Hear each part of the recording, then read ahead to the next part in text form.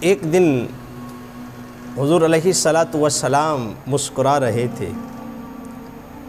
تو جناب عمر فاروق رضی اللہ تعالیٰ عنہ عرض کرنے لگے یا رسول اللہ علیہ وسلم میں آپ پہ قربان جاؤں، آپ کی مسکراہٹ پہ قربان جاؤں، صدقے جاؤں۔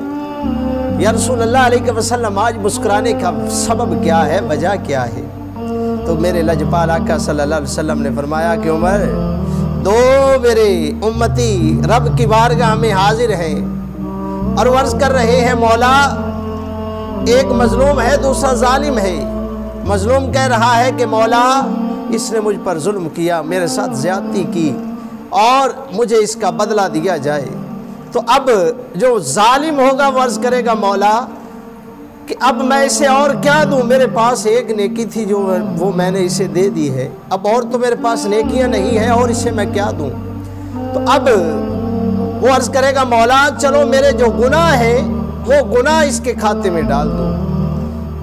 تو حکم ہوگا کہ ٹھیک ہے، اب اللہ رب العزت کی طرف سے حکم ہوگا کہ اے میرے بندے، جو مظلوم ہوگا اس کے حکم ہوگا کہ پیچھے دیکھو ذرا مڑ کر۔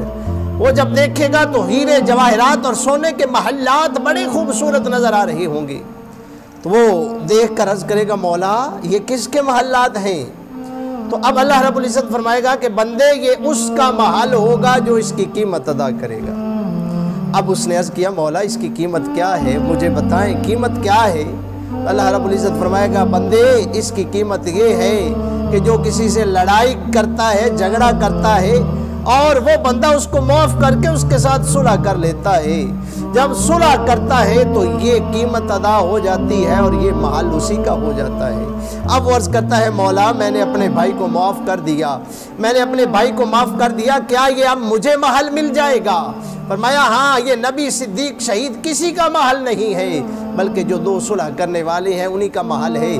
تو جب یہ عرض کی کہ مولا میں نے معاف کر دیا تو فرمایا کہ جا بندے تو بھی محل میں چلا جا اور اپنے بھائی کو بھی ساتھ محل میں لے کر چلا جا۔ میرے دوستو بھائیو، میرے لجپال آقا صلی اللہ علیہ وسلم تو صلح کے بارے میں فرماتے رہے کہ صلح کرو، صلح کرو، صلح کرو، لیکن آج ہم دوسروں کے ساتھ تو بڑے خوبصورت لہجے میں، خوبصورت انداز میں ملا کرتے ہیں، بڑے خوبصورت ہمارے انداز ہوا کرتے ہیں گفتگو کے، بات چیت کے، لیکن اگر ہمارا انداز اچھا نہیں، اگر ہمارے لڑائی جھگڑا ہے تو اپنے ہی سگے بھائی کے ساتھ ہے، اپنے ہی بھائی کے ساتھ میری اور آپ کی لڑائی ہوتی ہے۔